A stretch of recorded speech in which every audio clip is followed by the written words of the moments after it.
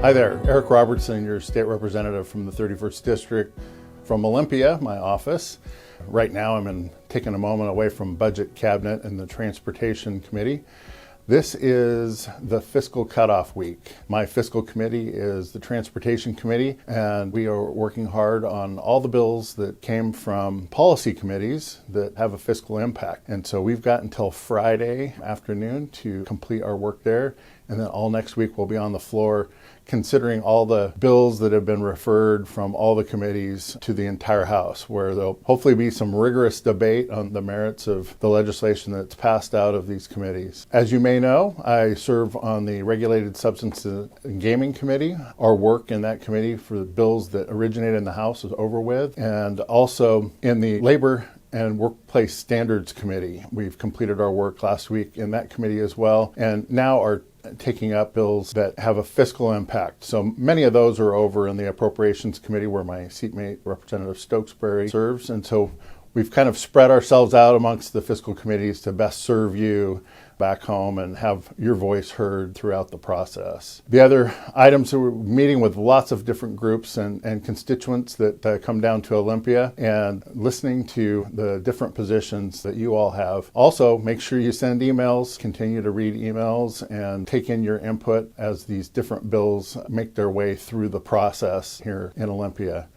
Of course, working on your behalf to advocate for transportation needs of the district, as well as, of course, on the forefront is the less restrictive alternative sex offender housing that Department of Social and Health Service kind of snuck into the Enumclaw community without any public input. They moved an individual in on January 13th and then decided to let the public know about that afterwards.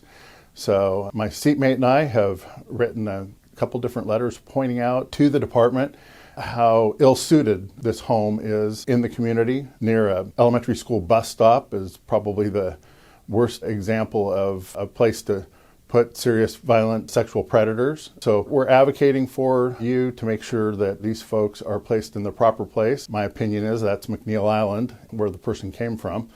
But Governor Jay Inslee's departments, both the Department of Corrections and the Department of Social and Health Services, have really had our message fall on deaf ears. But we're going to continue to push. We're going to continue to advocate for the communities and the people that are affected negatively by this. And we're actually working very hard to point out many of the inappropriate things that are for that home and why it is not suited to be a community placement position for sexual violent predators. The session is super busy right now. As I said, next week we'll be on the floor from beginning of morning well into the night. Please do call my office with input on legislation.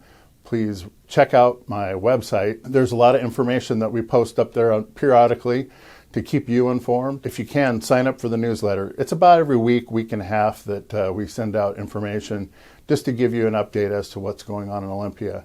And always, as always, just drop an email and I'll try and read them and get back to you. And I look forward to hearing from you. If there's anything that we can do to help you with your state government, please do call my office. And my best wishes to all of you, and I'll look forward to hearing from you. Thank you.